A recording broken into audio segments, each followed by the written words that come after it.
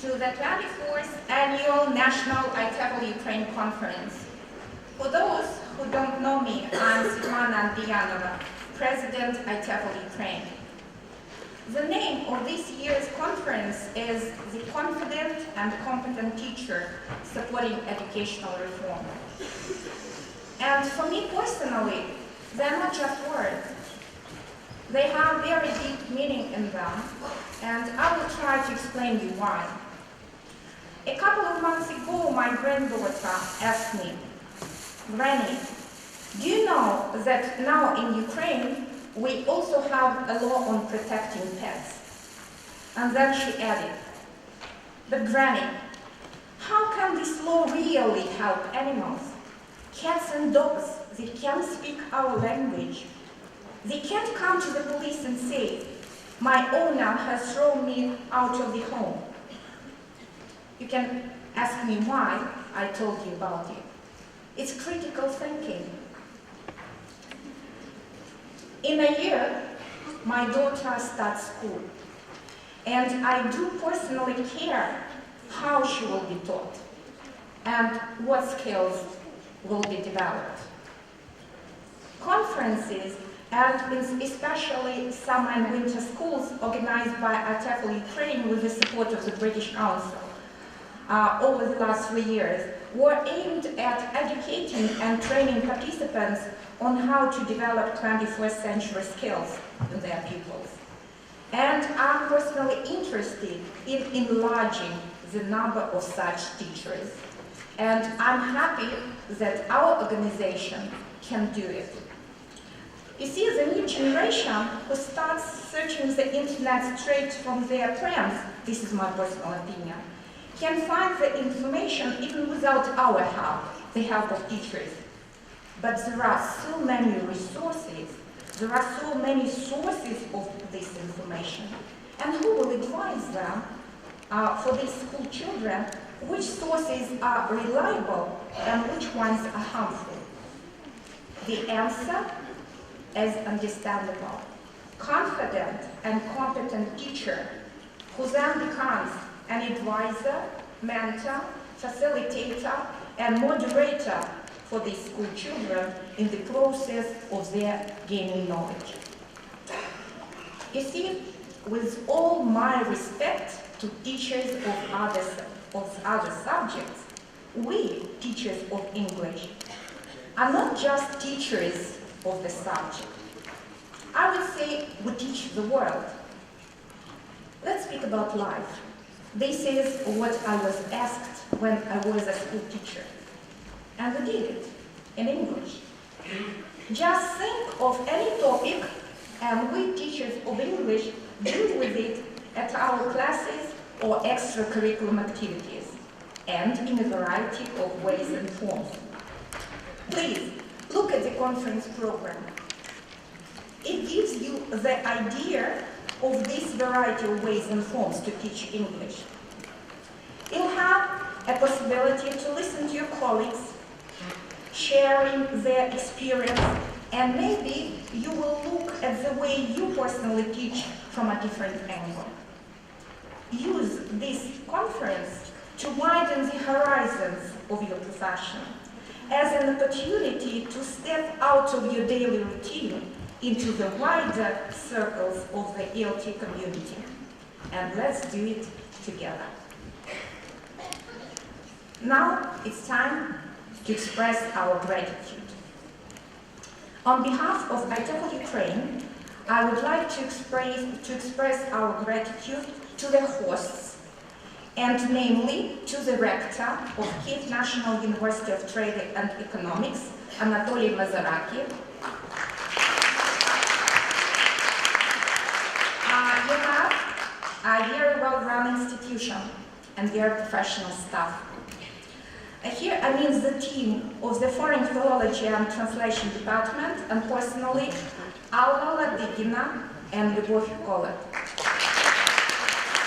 Ladies, you have been our helping hand and solved all the problems which unfortunately occurred. It usually happens like this, making the process of organizing the conference less stressful. Oksana Kovalenko, the representative of the Ministry of Education. Thank you for coming. Now, my thanks go to our partners and sponsors, namely to our strategic partner, the British Council Ukraine, Cambridge University Press, Express Publishing, Folio Books, Linguist, Macmillan Education, National Geographic Learning, Oxford University Press, Pearson, and so.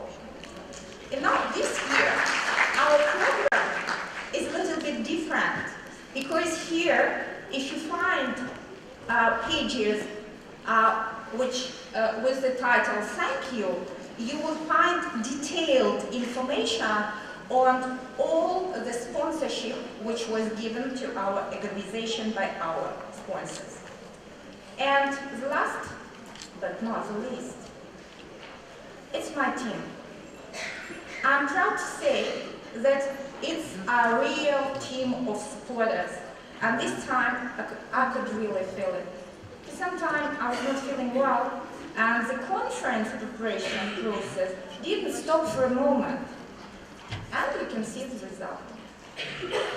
Now, I would like to give the floor to Anatoly Mazuraki, the rector of Kyiv National University of Trade and Economics, Doctor of Economics, Professor, Academician of the National Academy of Pedagogical Science of Ukraine. Доброго дня, шановні учасники конференції, організатори конференції, гості університету. Університет створив всі можливості для вашої успішної роботи. І я дякую, що ви зібралися і вірю в позитивний результат. Інформація про наш університет загально відома, ви зможете ознайомитися на сайті. Але я хочу підкреслити, що вивченню іноземних мов, зокрема англійської, в нашому університеті надають першочергової уваги.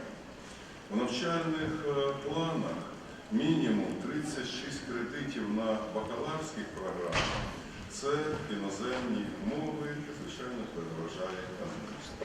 Англійською мовою викладається нині 10 магістерських і бакалаврських програми, а з наступного навчального року їх буде відповідно 11 і 3.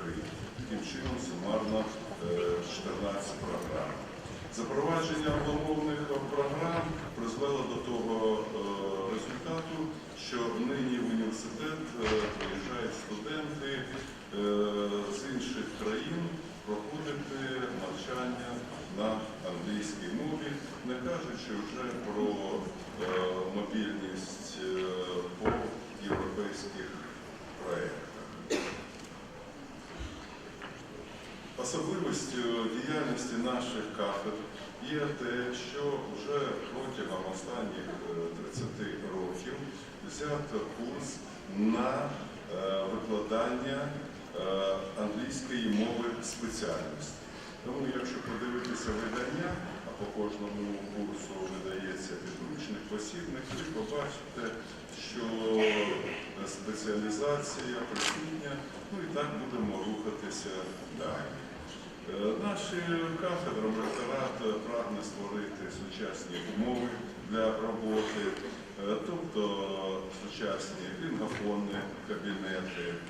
Я вважаю, що розвиває наших студентів коворкінг, запрошую відвідати. Велика можливості відкриває мультимедійна бібліотека. Це доступ до повнотекстових видань, не обмежений з університетами всього світу.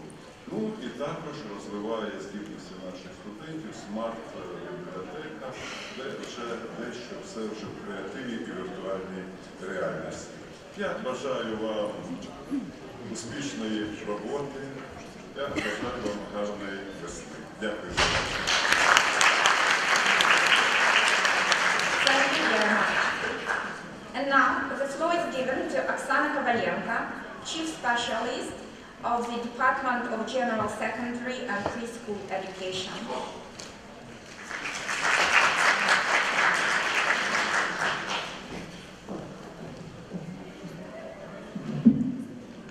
Thank you very much, dear President, for inviting me here. It was my great pleasure to welcome you many years ago and all these years, and it's a great pleasure for me to welcome you here right now. Yes, English teachers are special teachers.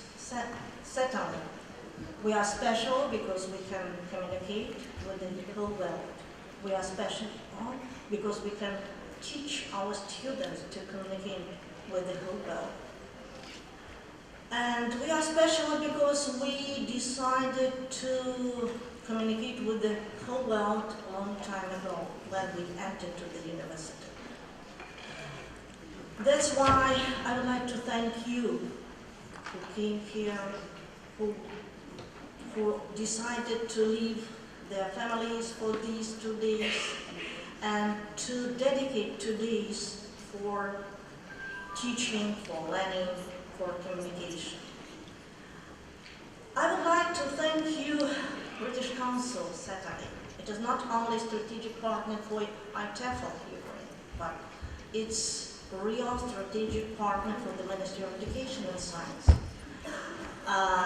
We started New Ukrainian School last year, and it was really great help of British Council in developing teacher courses, professional teacher courses, in developing new materials for teaching, and my special thanks for special person, it's Alexander Shalenko. I would like to... Sorry, where is he? He's always working.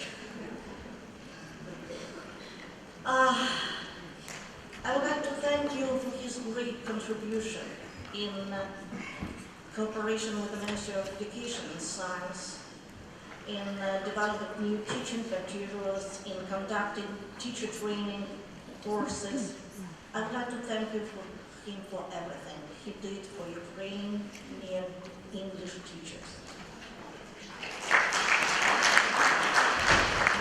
And I hope that this conference will be very special because we have got special guests.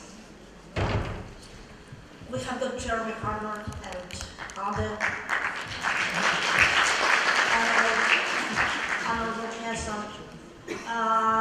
who came here, and they are ready to communicate with us, and they are ready to share their information, knowledge, everything they have got. Thank you very much for all of us, and thank you very much for university that decided to host this conference, and thank you very much for comfortable place for conducting this conference. Good luck for conference. Sana, thank you very much. And now I'm inviting the Director of the British Council in Ukraine, Cultural Attaché of the British Embassy in Ukraine, Simon Williams.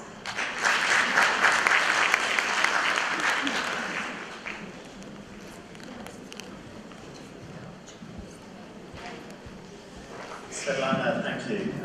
It's a great honour to be here for the opening of the 24th IATEFL conference. I was talking with my colleagues about what should I say.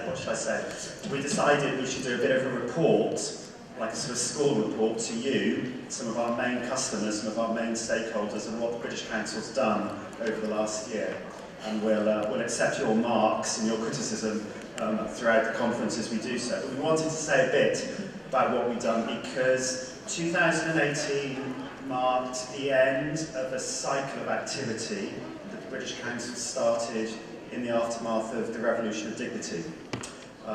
In 2014-2015, We spent time with our headquarters, we spent time with our colleagues in the embassy, we spent time with our friends and colleagues in the ministry, thinking how we could respond to the challenges and aspirations and ambitions that Ukraine had demonstrated through Maidan.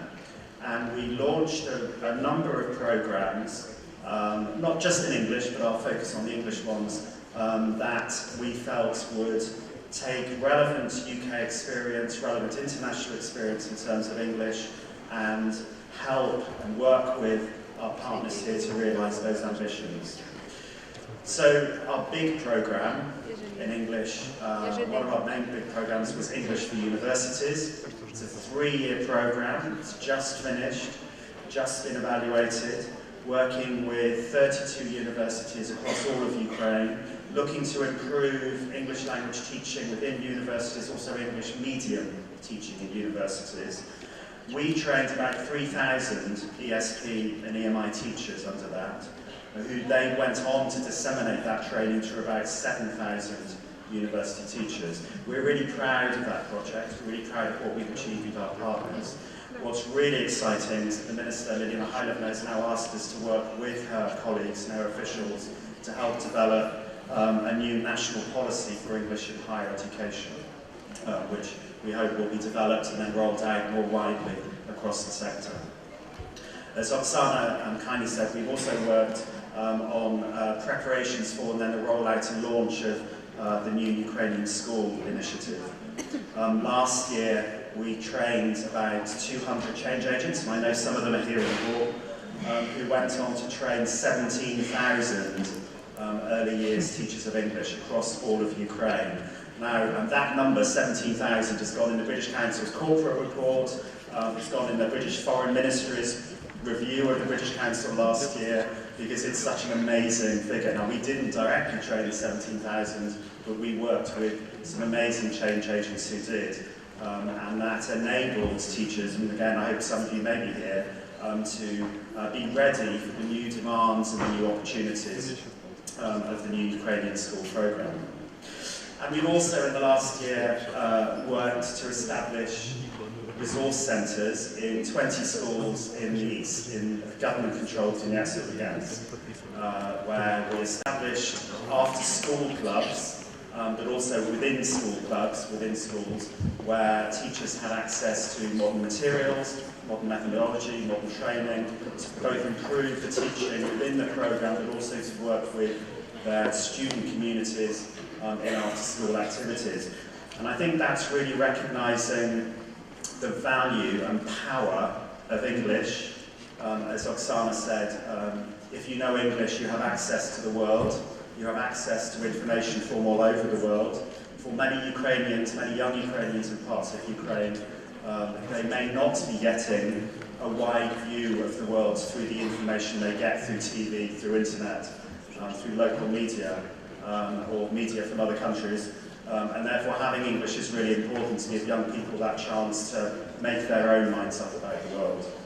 We know also that schools, particularly in communities that are under stress because of conflict, schools are perhaps the one respected institution in a community, the main respected institution. In some communities in the east of Ukraine, they're the only institution left in communities. And we know that teachers are some of the most respected figures of authority.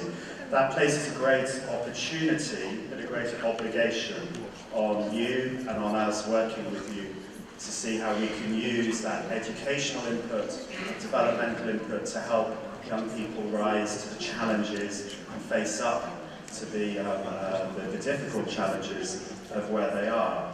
And we've seen, working in the west of Ukraine, where English is a commonly valued good, commonly desired skill, it's the one thing that different communities will come together and let their children study together. So English, we would all say this because we believe it passionately, English is not just English, it has the power to transform, it has the power to connect, it has the power to help Ukrainians rebuild. It's our great privilege as the British Council to be working with so many of you on that. It's also our great privilege, of course, to be working with IATEFL over all these years, and here for the 24th conference, and to be working with our other international partners in Ukraine. Last year also, we worked with our colleagues in the US Embassy to bring together IATEFL and TESOL to actually share experiences of different professional networks for teachers of English. And I know that was a really interesting workshop and a really useful workshop. I know that our American colleagues also will be here tomorrow running some workshops, which is great as well.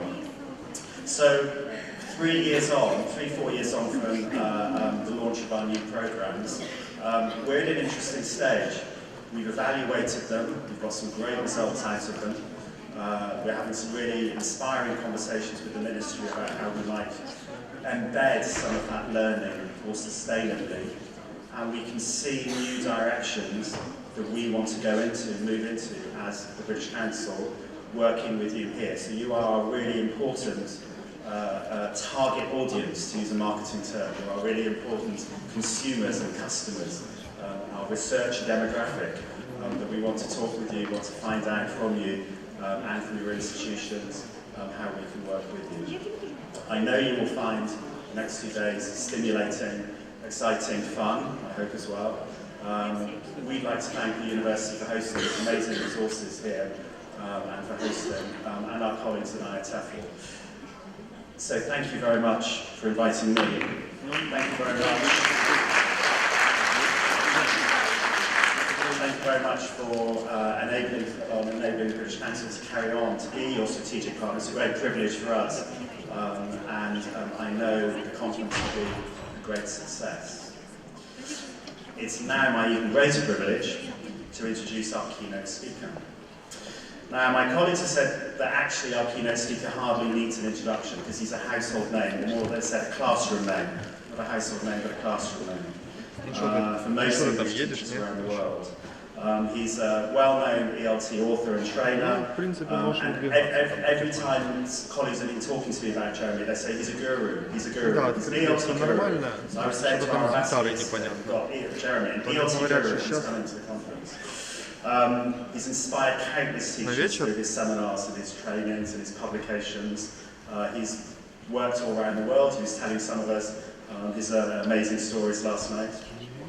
And through his plenary, which we're going to have now, on how not to teach answers, Jeremy will share his insights on an important aspect of classroom practice.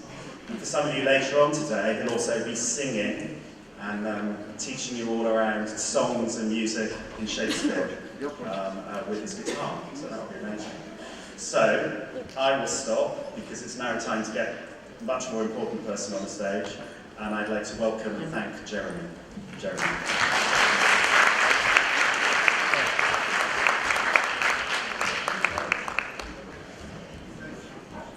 Ladies and gentlemen, good morning.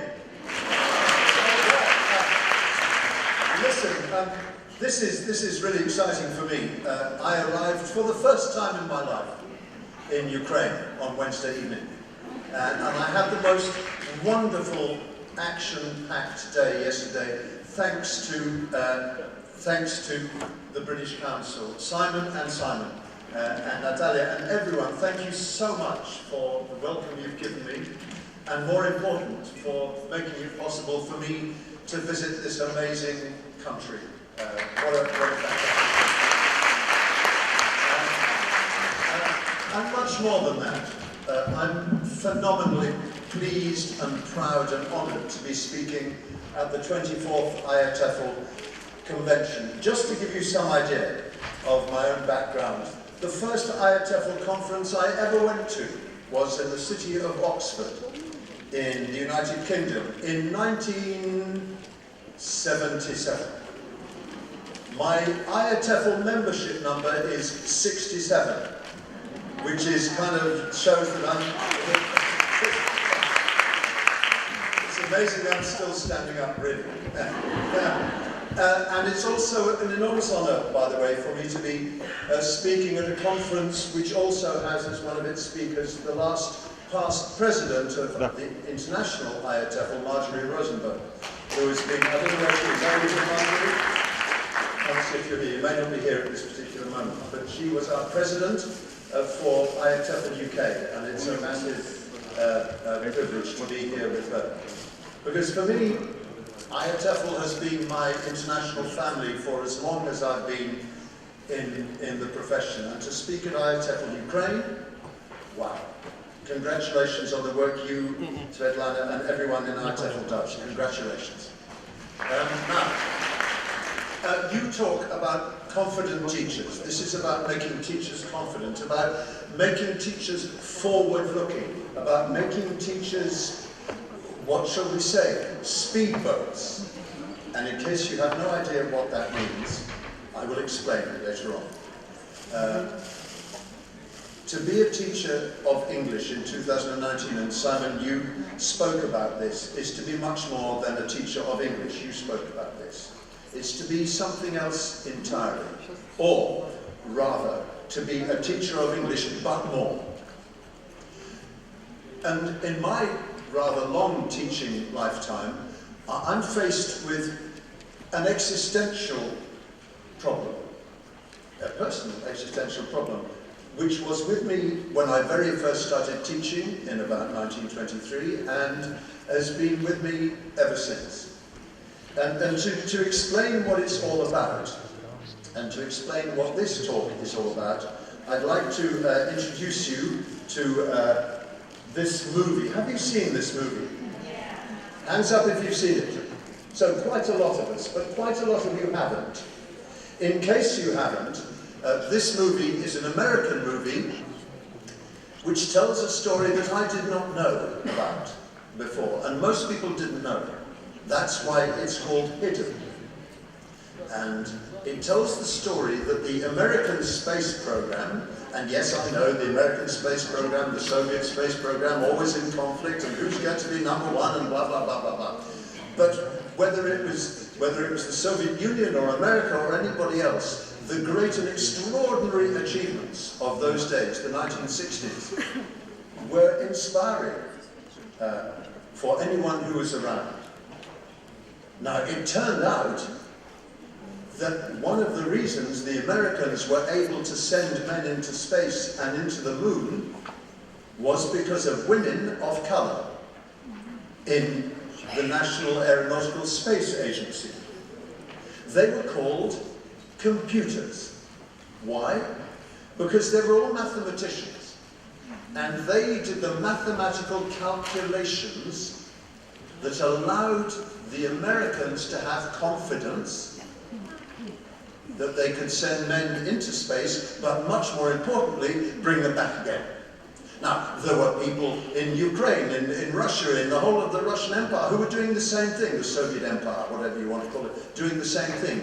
But I never knew before that there were women, and this is the point. Remember the United States in the 1960s? This seat was for white people, and this seat was for black people. So even in that environment, they had this gang of women who helped to make the American space program possible.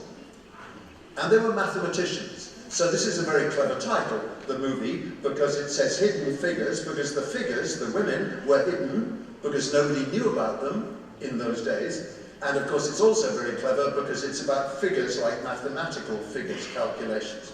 So on your screen you'll see the three actors who played three characters. Now on the left was an American woman, a woman of color, who became the first ever woman, amazing, but not just woman, but woman of color who was allowed to qualify and train as a space engineer. Nobody else had ever done it. In those days they didn't expect women to be engineers in America. Maybe in this part of the world much more enlightened, of course. But over there, they didn't expect it. And she was a woman of colour. On the right of the picture is the actor who's playing the part of the first woman of colour to be a team supervisor at the National Aeronautical Space Agency. But the woman who interests me most, and who is, if you like, the central character in the movie, is the woman in the middle.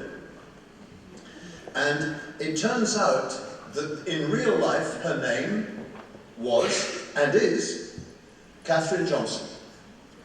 And Katherine Johnson was a gifted mathematician from an early age, a genius, a Mozart of mathematics, if you like. And the movie, which of course is not quite the whole truth, it tells lovely stories. There's a whole very funny joke about toilets in the movie, which probably wasn't really true, but it's great in the movie. It turns out that Katherine Johnson, and this is true, Katherine Johnson was the person who persuaded the first man to go into space. He says in the movie, and this is documented, "I will not go unless Katherine Johnson says it's okay." And all the men were saying, "Don't be ridiculous." No, he said, "This woman, if she tells me the mathematics are good, I will go. But if she says the mathematics are not good, forget it." And what were the mathematics? Nothing. They call them computers, but the computers in those days were primitive old things. What did she work out? She worked out exactly how to get the spacecraft back. And if you get it back the wrong way, what happens? It burns into toast. And that's the end of the spaceman and this, or woman, and it's the end of the spacecraft. But Katherine Johnson, she worked out mathematically how to do it. She was amazing. What a woman. Katherine Johnson is still alive. She's about 99 now. This is the real Katherine Johnson. There she is, being presented with the Congressional Medal of Honor by Barack Obama. Oh, come back, please. Please come back. Oh, that's not you. It's not my country, actually. Well, now, I don't know what happens to you in your professional life and your personal life, but if you go and see a movie about something that interests you, what do you do after you've seen the movie? What do you do? A lesson. Read about it. How do you read about it? Google? You Google it. That's it. It's you Google it. And I just thought, wow, this woman sounds really interesting.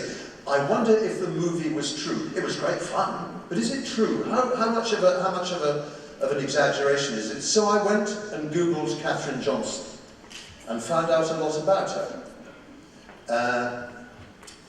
And I found out, for example, that here she is still alive and kicking. Well, not kicking so much, but hey,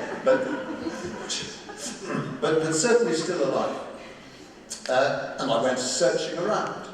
And I found a TV program in which she was being interviewed when she was a young woman of just 95. And this is what happens to us as teachers and educators, because everything you see or hear becomes part of our professional world and our life. So I'm going to play you a little bit of the interview I found. It's going to be a bit primitive. I have to use the microphone for our sound system, but hey.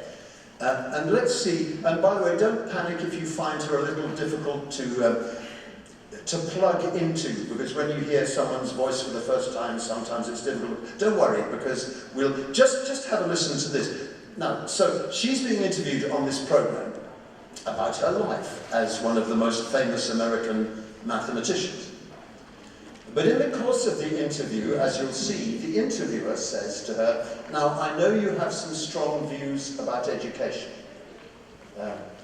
What do you think?" And she starts talking about her daughter, who has just retired as a teacher.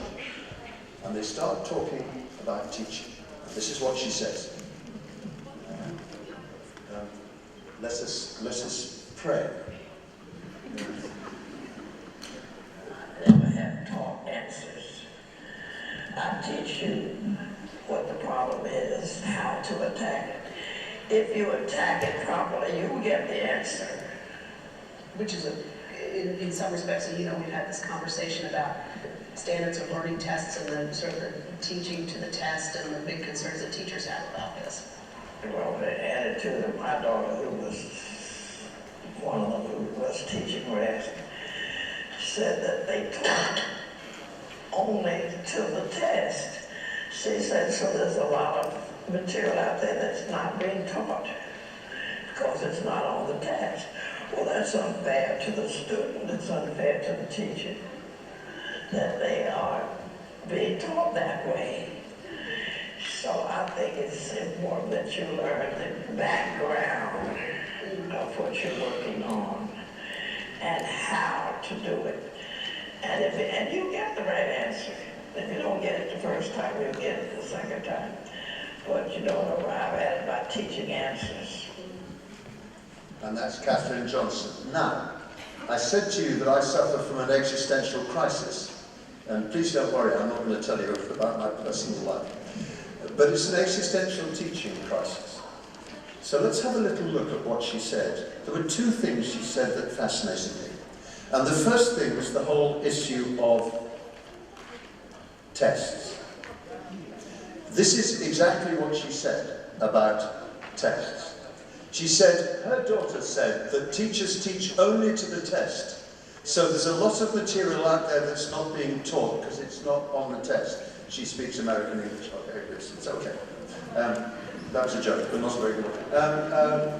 Well, that's unfair to the students. It's unfair to the teachers to just teach for the test.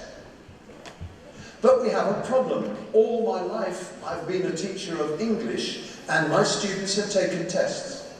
Because it's one way we have of trying to work out if the teaching has been successful, if the learning has been successful. And if you want a place at the university, the rector was talking about all the English medium of instruction, and they were telling us, we had the opportunity to visit the rector this morning before the conference, which was wonderful, and we were learning about the masters, the English language masters, the English language doctorates, and so on that they have here.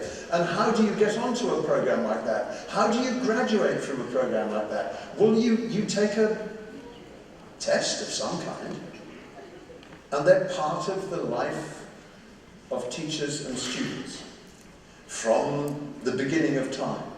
How do you become a doctor of philosophy? How do you become a doctor of letters, a doctor of science? Well, you take a test. But what Catherine Graham is saying is that when the balance between learning and testing goes wrong, we end up focusing exclusively on the test. That's a bit of a problem, because learning isn't about learning just what's in the test. Or is it? But we have, don't we? We have a much more romantic view of learning. My view of learning is that it's about some kind of emotional and spiritual growth, and that it makes us more creative. You have a program called Creative Spark you were telling us about this morning. Creative, what a word creative is. And what we hope our students will do is to be creative, adventurous, confident, if you like, to go out into the world of English, or forget English, the world. But if all we're doing is teaching to the test, well, how do you make confident, creative people there? Unless, of course, you say to me, and you may say this, unless, of course, you say to me, look, you know, the fact that I've just passed the Cambridge proficiency test makes me confident. Well, yes, so you should be. It's an incredibly difficult test. And if you've got it, you're fantastic. And if you haven't got it, you're still fantastic. Please don't worry about it. Because we're teachers of English. We are fantastic. We're the... Okay, stop. Okay. Well, no, really. Some of the introductory remarks. What a job to have, to teach English. What are we doing? We are trying to help people communicate better with somebody else. And if we're lucky, and I say this nervously in this part of the world, if we're lucky, we help other people, help to make the world a more peaceful and a better place. And that's a pretty good thing to do for a job, I think. Although when you're teaching can and can't to a group of beginners, it may not seem quite what you're doing at the time. But on the whole, anyways, enough of that. So here's the first existential crisis. What am I doing? Am I here to help you get this qualification? Or am I here to make you a more creative, wonderful human being? And are the two things the same or different? Here's something else that Catherine Johnson told us. Oh, by the way, talking about tests, what do tests test? Well, they test lists of things. Lists. Now, oh, wait a minute, it's not there yet. You probably can't see that, but this is a typical page from a course book from about 1977, maybe 1980 or something. And it looks remarkably like a course book from about 2019. Because what does it say? It's a list of things. Unit 1, what have you got? And it's have got, singular, plural, noun, singular, plural, who, families, have got, singular, plural, possessive S, instructions, base form of the verb, imperatives, you know. Then we've got where do you live? Oh, now we go to the present simple. Only the first and second persons, of course. And then we go on, and then we get the third person, singular S. This is exciting, isn't it? And of course, the point is that exams can test that. Exams can test lists of things. And we make lists of things. We're terribly concerned in English language teaching, or I guess in mathematics teaching or any other kind of teaching, to know where we are. How many do you know? How many on the list do you know? But then in one of the most wonderful, but kind of slightly quirky, ramshackle pieces of creativity, if you like, a number of educators in Europe, this wonderful mixture of idealism and trade and amity between peoples that my country is. Don't go down that road. Don't talk about Brexit. Okay. But the European, the Council of Europe, looked at these kind of lists and they said, wait a minute,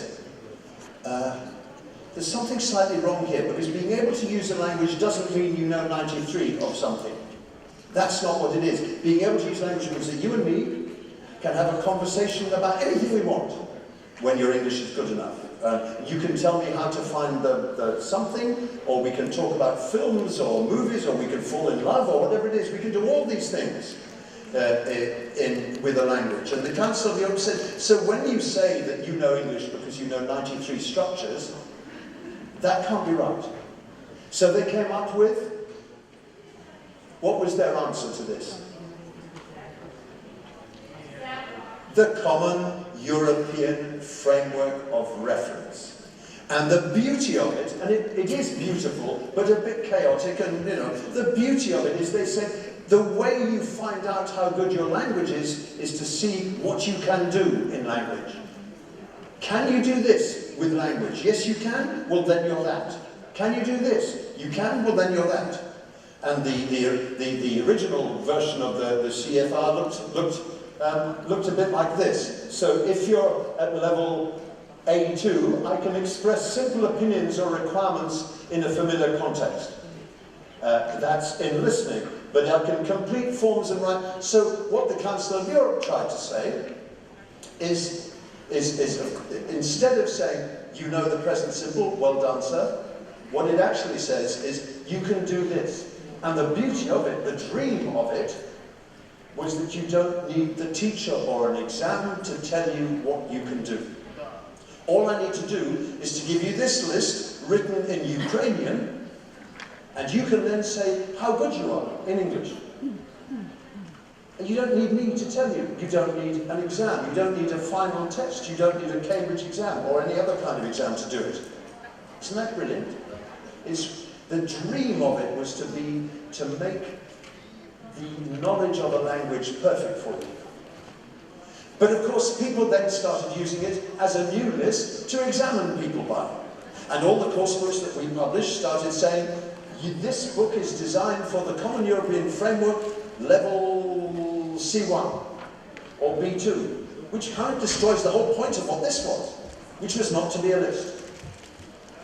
But there's something we have as human beings which says we have to know how good we are. We have to know exactly how good we are. And the result of that, of course, is the amazing Pearson Global Scale of English, for example. And the Global Scale of English says the Common European Framework is not sufficiently detailed. It's only got 6 levels. and it doesn't have many levels down at the bottom when you're a beginner. So they've got their own new set of levels, and there are, what is it, 99 or something? 90 different gradations of knowledge. Now the question, by the way, and this is a list worked on by some of the great academic specialists in their field doing that, what we have to ask is whether that's the kind of list which helps students to learn, or whether we're back in the area of lists. And if you think it's just Pearson doing that, of course it isn't. Everyone's doing it. It's all the rage.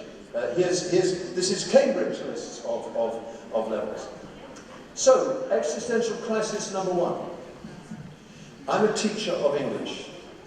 Am I teaching you lists of things, or am I teaching you something more, what do we say, something more warm and cuddly? Here's the second existential crisis, if you like. And this is the other thing that Katherine Johnson said. I have never taught answers. She says, I give you a background, I give you a problem, you work it out, and it's when you work it out that when you work it out, that's when you discover things.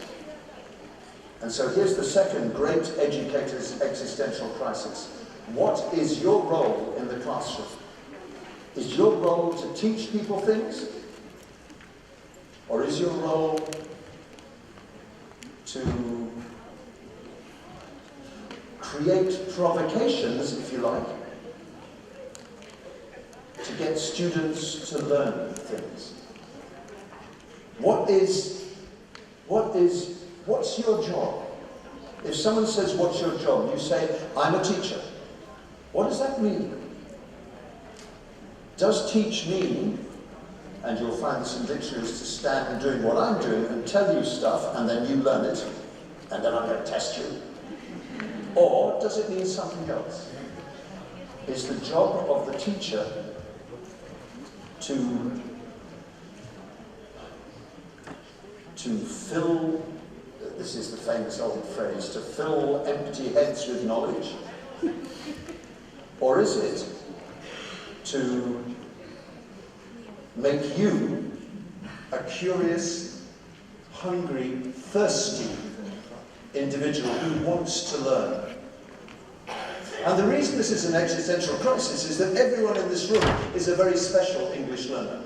I'm talking not about us three, for example, the three obvious native speakers I can see here. We didn't thirst, well, we did, but we didn't have to do that kind of language hunger, because it just sort of happened to us.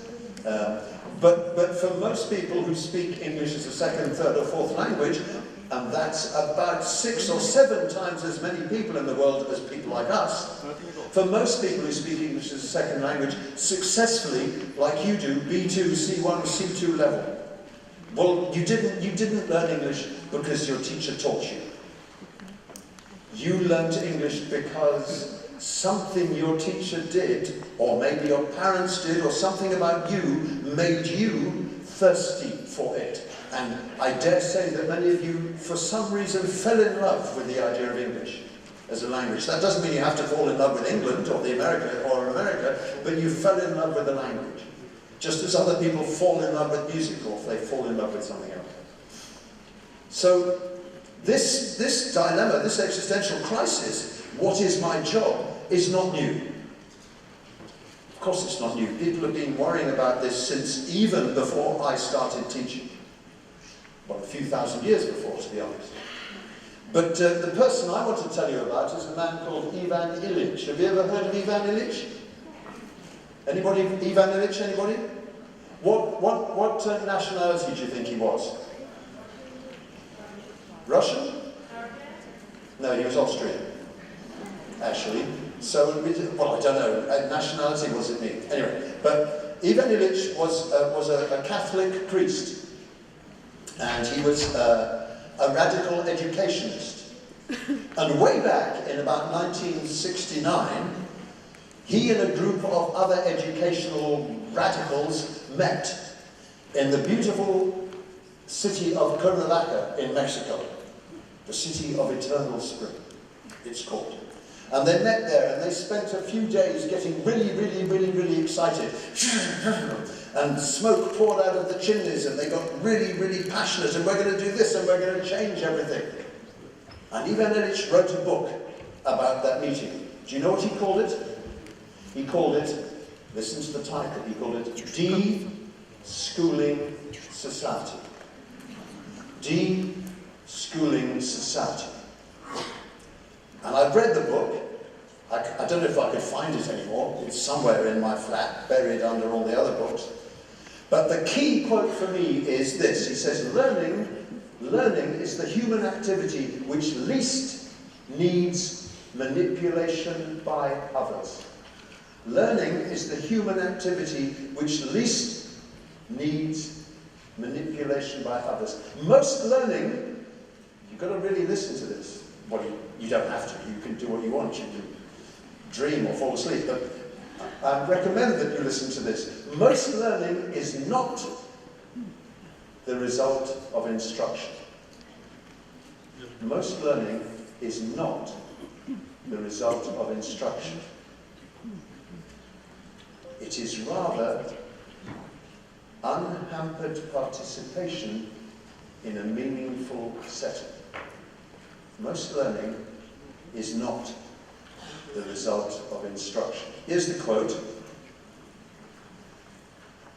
There's the book, and there's the quote.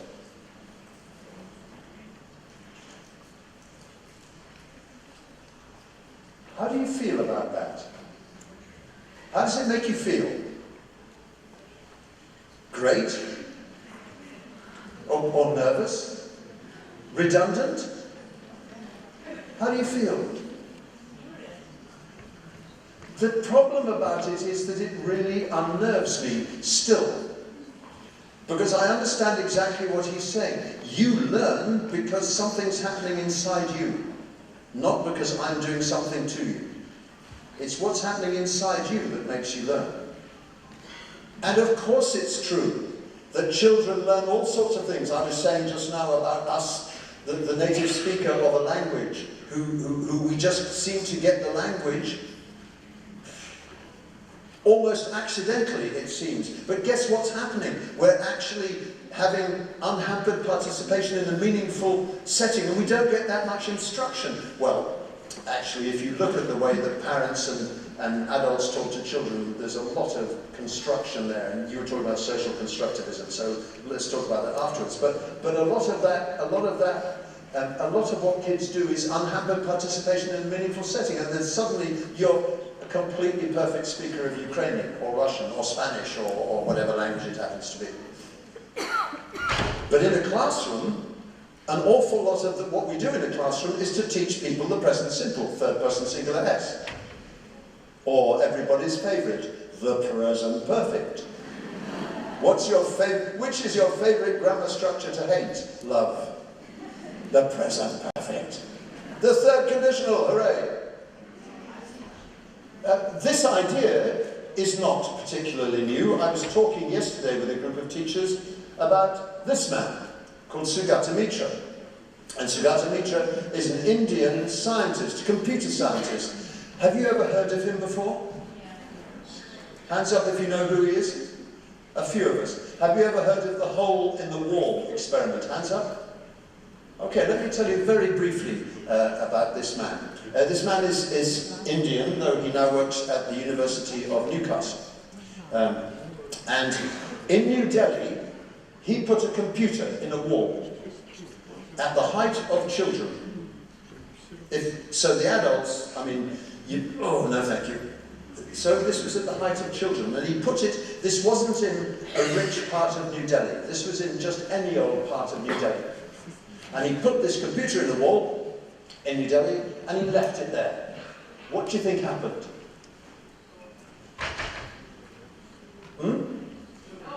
Yes, straight away. Children rushed up to it, they said, watch this is really exciting. These aren't educated kids. The computer it wasn't in the children's language, the computer, but they started playing with it. They played with it all the time, and pretty soon, they were using it fine. They learned how to use it all by themselves. Most learning is not the result of instruction. said Ivan Illich. And 30 years later, he's proving this with his hole-in-the-wall experiment. The kids started using this computer, playing with it. They downloaded antivirus software. And so Sugata Mitra said, that's the way we should reorganize education.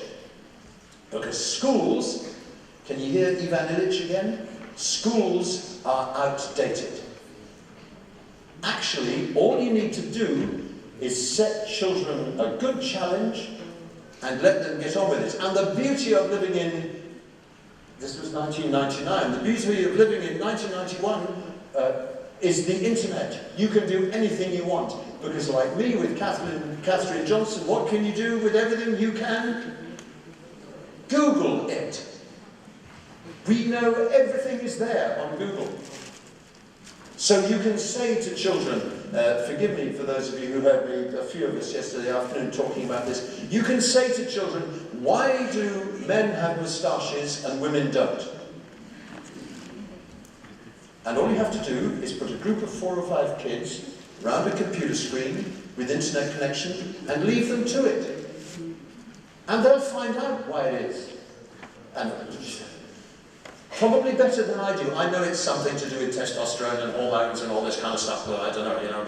But kids will find this out for themselves. If the question is interesting enough, they'll find out for themselves. You could ask children things like, do we have souls? And they'll find out. And his argument is, you don't do this on your mobile phones because these are individual alienating devices. You do it with 4 or 5 kids sitting around a screen, and they find out for themselves. Now, of course, this is highly controversial because another part of what he says is that you don't really need teachers for this. Just let that sink in. You don't need teachers for this. All you need are sympathetic guides. And so he comes up with this theory of what he calls self-organized learning environments, S-O-L-E. What did I say? Self-organized learning environments where people learn on their own. You understand where we're going with this. If you were a Catherine Johnson, Ivan Illich, Sugata Mitra kind of person, you would say that teaching the third conditional in the way that it has been taught over the generations isn't quite the way to do it. Because these guys seem to be saying something completely different.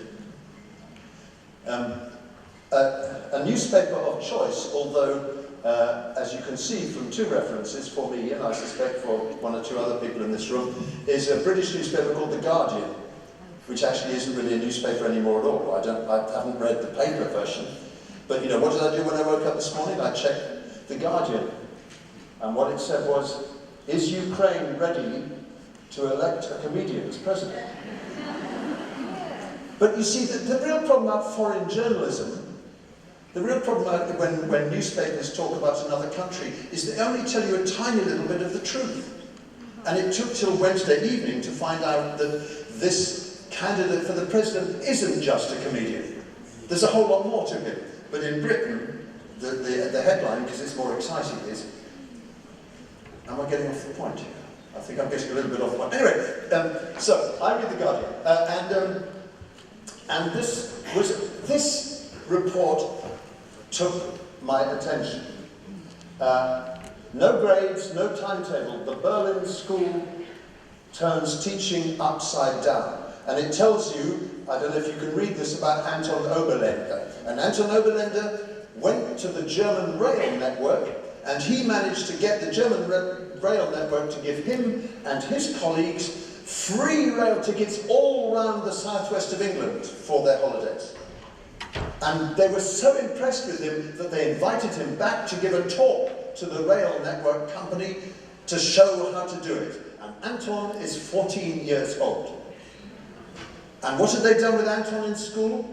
What have they done at the school? They don't teach him anything. They set him tasks and projects to let him, and they let the kids get on with it themselves to work out how to do it. Now, of course, this is terribly easy I don't know, this Berlin school probably has children from particular types of families. For all I know, they come from very comfortable socioeconomic backgrounds and so on and so forth. But isn't that incredible? Because most 14-year-olds don't get that opportunity. Most 14-year-olds are taught things. So, my existential crisis. Oh, by the way, somebody I mentioned yesterday in one of my sessions. This is a man called Phil Ball, an Englishman who has lived and worked in the País Vasco for many years. País Vasco? The Basque country, northern Spain. And he and I were on a panel at a conference of Spanish teachers talking about teaching, and the teachers were asking us questions, and we came back, and he said something which was so extraordinary that I wrote it down straight away. And he said, this is what he said. I don't know what you think about it. This is what he said, I said.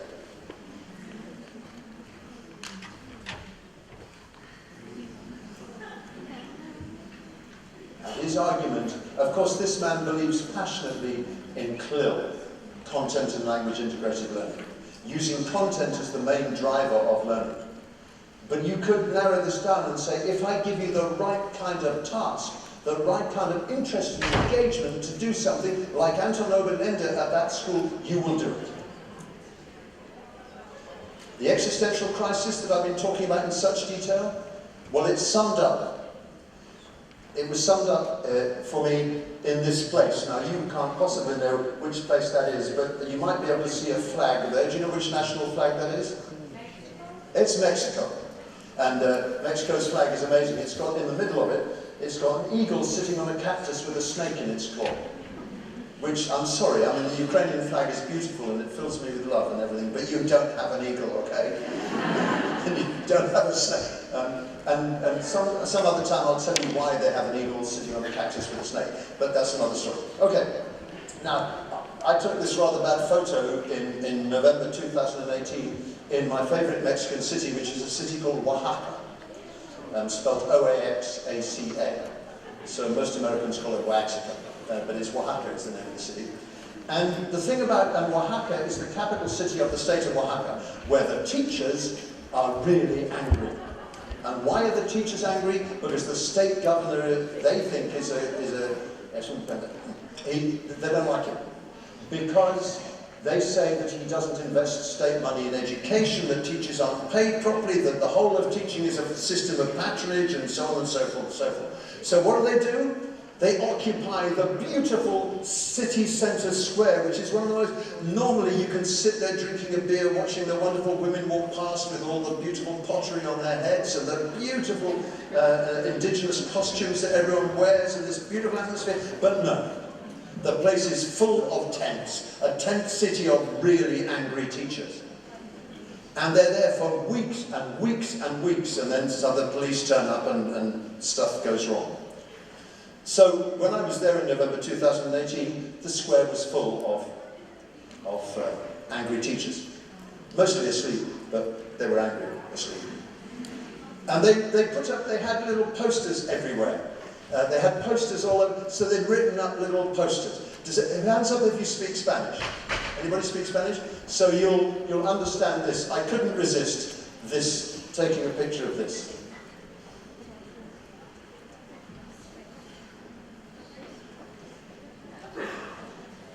I don't know if you can kind of work it out, but el propósito de la educación es mostrar a la gente cómo aprender por sí misma.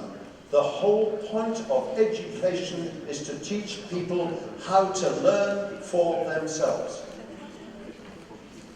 The other way of looking at education is adoctrinamiento, which means, guess what? Indoctrination. And that's the crisis, the existential crisis. The whole point of teaching or education is to help people to learn how to learn for themselves. But the flip side of that coin is indoctrination. So I have to tell you that according to this teacher, every time you teach the third condition, you are indoctrinating your students. But of course the great mystery of teaching is that you have taught your students the third conditional, and guess what? They learn it. So that's why this is such an existential crisis. Now look, very quickly, I'm conscious that I have no idea how long I've been speaking, probably about 3 days actually, but it feels like that to me, and probably to you. But Catherine Johnson started me off on this way of thinking, because I found that interview online. And, you know, why am I here? People create religions to answer that question. Why am I here? What am I here for?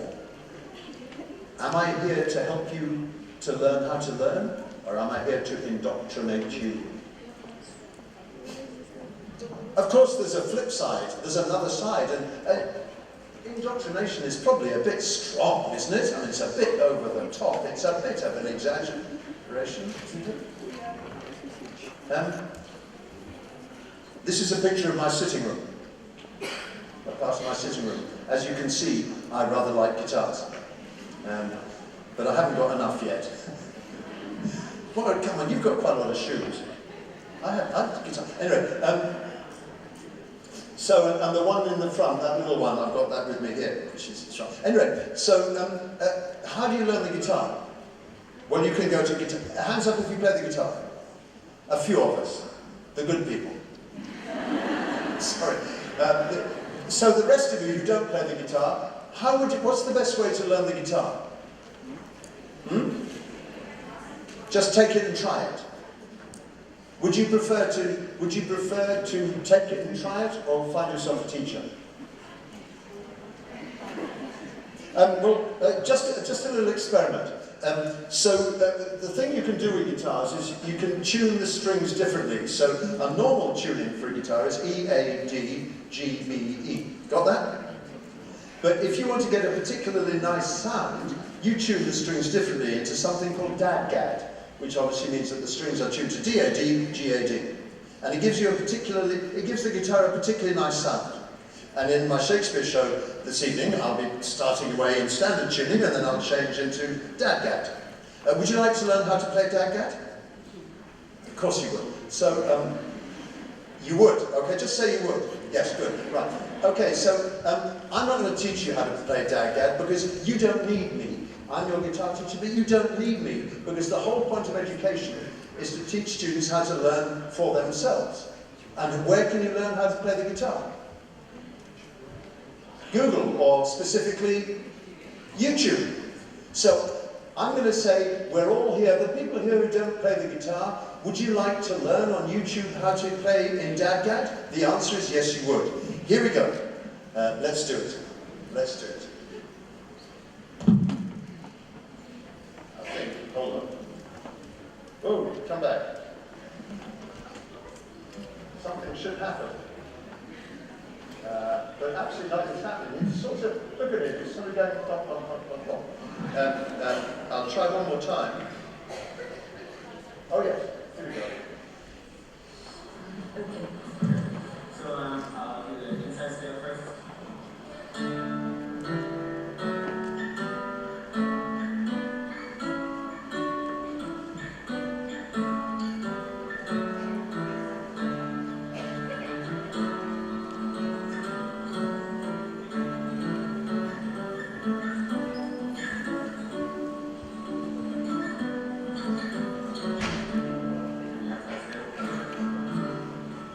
Okay, got it?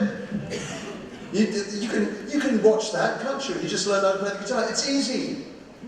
Or would you prefer a teacher? And it's interesting, because in this room, my guess is some people would prefer a teacher. And some people would be happy just to look at that and kind of work it out. She's one of them. So you two are like that. But me, I play the viola. I started playing the viola when I was 43. And I really needed a teacher. And when you look at students in front of the class, you in a classroom, some of them want to be taught how to learn for themselves. I'll rephrase that. Some of them want to be encouraged or facilitated to be able to learn for themselves, but there are other students who are sitting there saying, teach me. Who's right? Zoltan Donye a great motivation expert apart from anything else, he says, of course, we have this sort of parallel existential crisis about explicit and implicit knowledge. In order to learn the language, do you need to understand explicitly how the language works? Or do you just kind of absorb it, a bit like we did as kids? What about if you're learning it when you're 14? Can you just absorb the language and get it? Or do you need explicit knowledge? And this is what Zoltan Donet says. He says,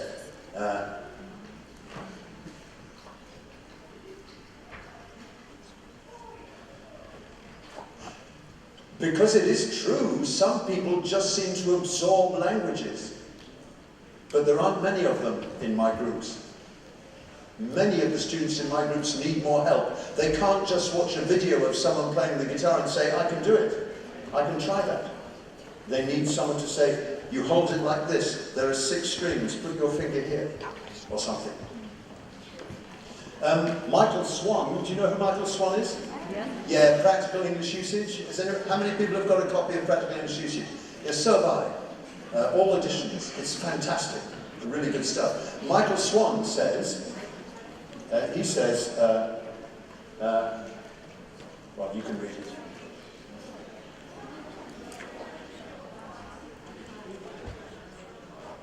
So we need to make sure you get exposure to the highest, what does he say?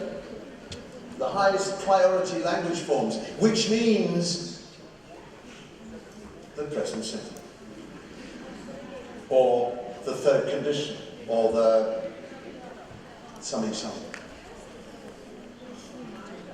And he also goes on to say, and this is why it's so difficult talking about English language teaching, he also goes on to say, I think one of the most wise things he's ever said.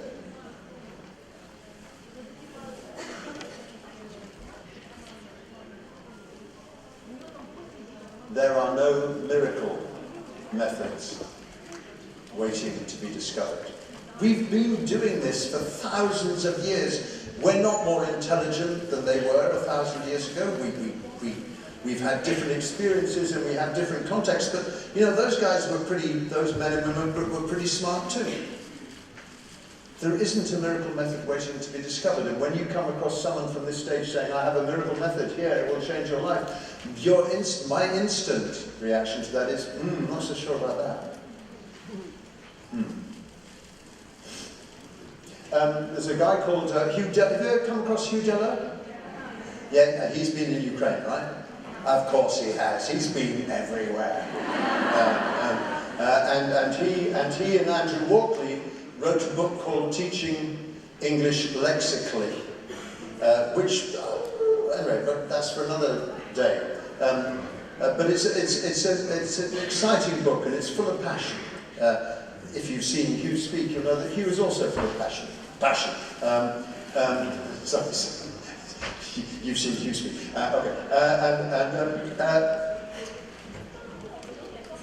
In this book, they worry about our obsession with grammar. Because everyone in this room has been taught grammar to within an inch of their lives. Grammar, grammar, grammar. People in the old education system were taught grammar. People in 2019 in the new education system are taught grammar. And yet the kind of people that I was hearing about yesterday in the state of Tamil Nadu in India sound to me much more like as if they're being treated like Catherine Johnson might suggest. In other words, finding out and experimenting for themselves and plotting their own progress. Kids, little kids, 7, 8-year-olds, that kind of thing. It just, this was reported to me by some editor here, and it just sounded really exciting, and much more like Sugata Mitra than like teaching grammar. I'm so confused. This is what Hugh Deller and Andrew Walkley say, and you will recognize the tone of voice immediately. Forget her, because she's just lovely. And forget him, and him. We'll come back to them in a minute, because I've lost my sequence. But this is what Hugh and Andrew said.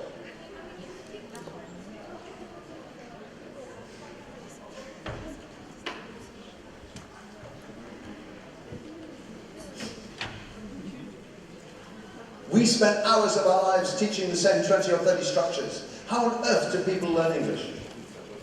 Because language is much more than that.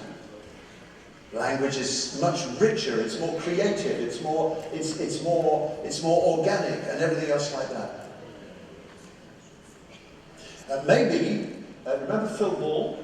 If you want students to learn English, don't teach language. Maybe what we need to re-examine, everyone in this room, or maybe to experiment with, is ways of getting students to do something else, not just grammar. If you want your students to learn English, don't teach language. Get them to do something else, and the language will come with it, is his cry. And I will go back. This is so unprofessional, but don't tell anybody this happened in my talk, okay? If we go back, let's go back to... I do want to introduce you to this woman. Do you know Sheryl Crow? Hands up if you know Sheryl Crow. Good. Can you tell me any of her songs?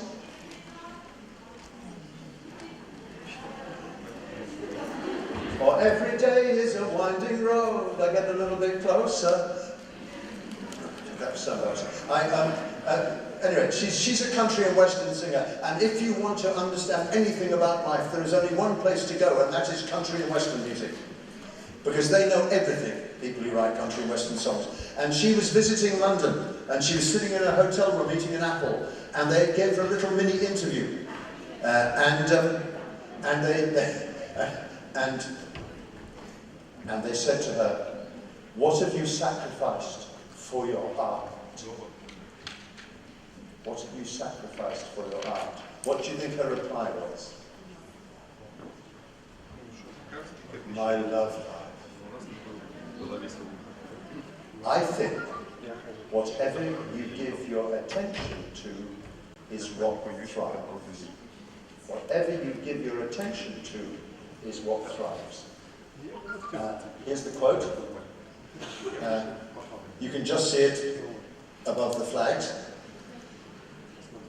And do you know what? I think it's one of the wisest things I've ever heard about teaching and learning. Whatever you give your attention to is what thrives. So my job as a teacher is to get you to give your attention to something. And the whole of the secret of teaching is this easy, except it isn't. The whole of the secret of teaching is trying to work out what to get our students to give their attention to. Because it will thrive, it will grow. If I can get you to actually give your cognitive and emotional attention to something, you will learn, whether you want to or not. So Phil Ball says, if you want your students to learn English, don't teach language. What he's saying is, if I get you to give your attention to something else, which really commands your attention, well then, it will thrive. And if it's full of language, the language will thrive. It's that easy. Except of course it isn't. So, we're going to rush past Scott, even though he's a good friend of mine, and say, look, I've got to finish now. To try and make some sense of this kind of wonder I've been allowing myself to go on, and you've had to suffer me wandering through this existential crisis of mine. All provoked by a woman who is clearly really, really clever, and quite a character, and a really important figure in her area of life. Because she's not just this great mathematician, she's not just the person, one of the people who made the American space program of those days possible. She's also been a teacher all her life. And I heard her say, this woman who had impressed me so much by watching a Hollywood movie, I heard this woman say, "I don't teach answers." And I translate that to, I don't just teach the third conditional. El propósito de la educación es mostrar al alumno cómo aprender por sí mismo. The whole point of education is to help students to understand how to learn for themselves. And I feel very emotional and warm and cuddly when I say that, but I also think of all these Ukrainian school kids. And they need to pass the tests. And the tests are full of grammar. So what on earth do we do? A few little things, and then I'll finish up with something else. So if not grammar, well, grammar's important. Of course it's important. So is the global scale of English. They're all important, but it's not the whole story. It's not the whole story. Whatever you give your attention to, Sheryl Crow said, is what thrives. So let's think about getting students to give their attention to something else. And my metaphor, it's a story I told. Did I tell this story with you guys yesterday? It's a story about my brother.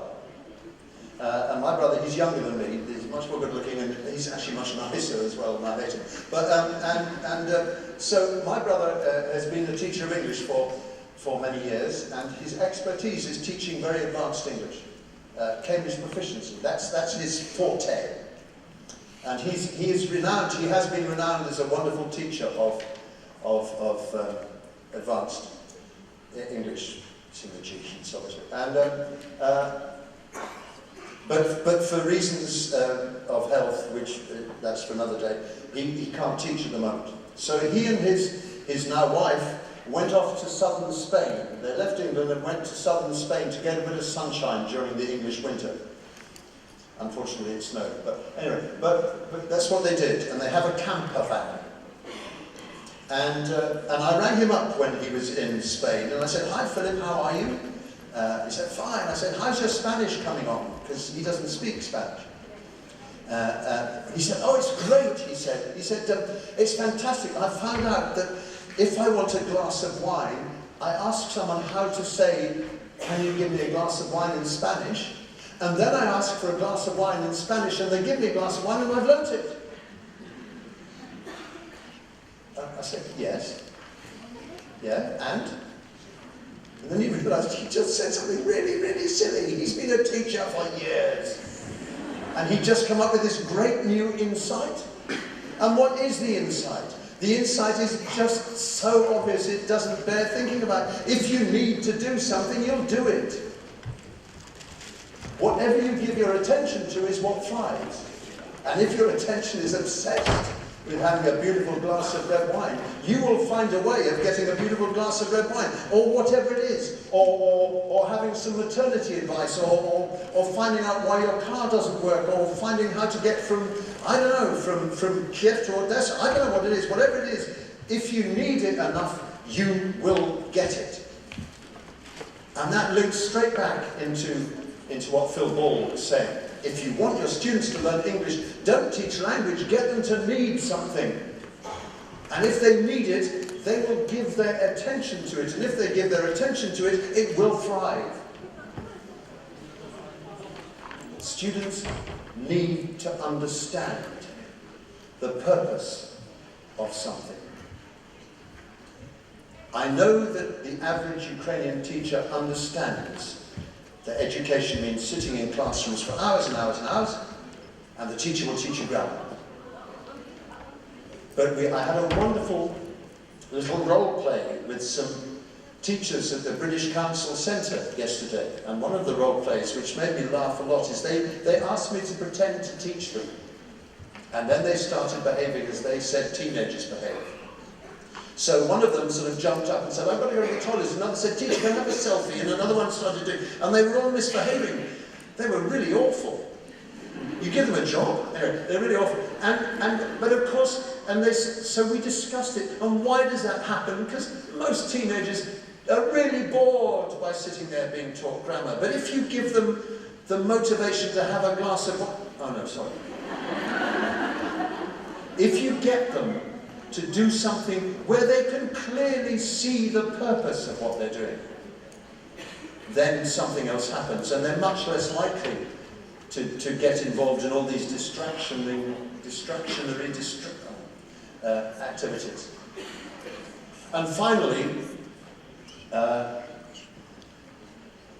Finally, el propósito de la educación, teaching people how to learn for themselves, the greatest quality that any teacher can ever pass on to their students is this, is to make them curious, just like little kids are.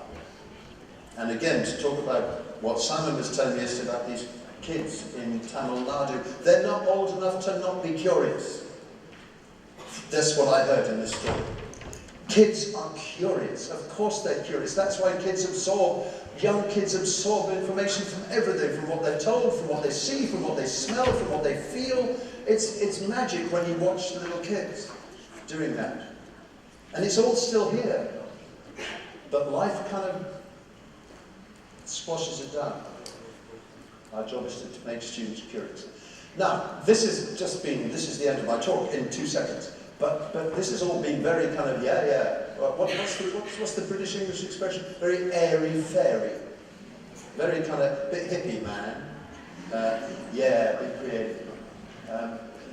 But the challenge is this.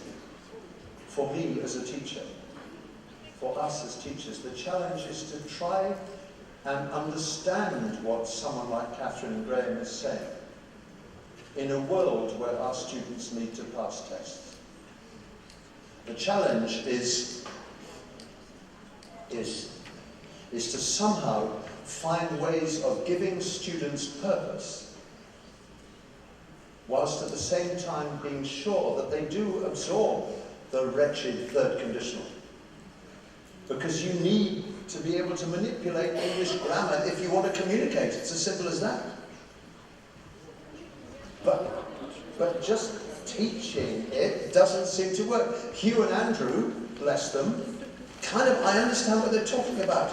You get to upper intermediate level, Unit 1, the present perfect continuous. Teacher, we've been doing this for 5 years. There's something wrong with that. So what do? Well, I think we experiment. We see if we can take the risk of listening to Phil Ball. We see if we're prepared to take the risk of the glass of wine approach. A metaphor, obviously. We see if we are prepared to spend more of our time provoking curiosity than teaching the present perfect. I suppose the person who most beautifully expressed this in a kind of abstract way was a man who I used to see often around Cambridge in Market Square. I live in the city of Cambridge in England, and you'd see him going around Market Square. I once went to my favourite Indian restaurant in Cambridge. Of course, as you know, Indian food is Britain's national food now. Although it's mostly cooked by Bangladeshis and Pakistanis. But anyway, that's another story. And I was in this restaurant. I was there with my ex-wife and my kids, and suddenly from the back of the restaurant, a voice said, and I think this is a reasonable imitation, 2 of my PhD students spoke to me today and they're worried about their doctoral thesis. Who do you think that was? Very recognisable, although his voice was computer generated. He, of course, was this man. Go away. Oh, I forgot about the speedboats, but you can ask me about speedboats later. He was this man, Stephen Hawking. And when he died, last year, was it last year? When he died last year, his coffin was carried through the streets of Cambridge, and all of the university students lined the street and cheered and applauded as he went past. What an extraordinary man. And one of his most famous quotes seems to me to apply to us. Because teaching is not just about learning how to teach and then doing it for the rest of your life. Teaching is about how to experiment and discover how to do it better, more excitingly, more creatively, more... If we think learners have to grow, so do teachers. To develop, to grow, to be full of existential crises all the time, so that it keeps us going. And this is what Stephen Hawking said. He said,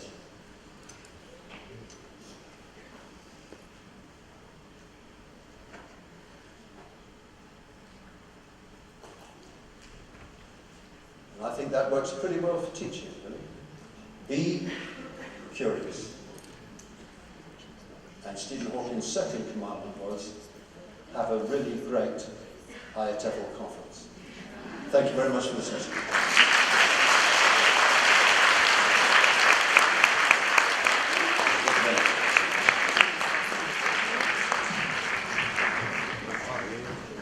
And we're happy to have the British Council as our strategic partner.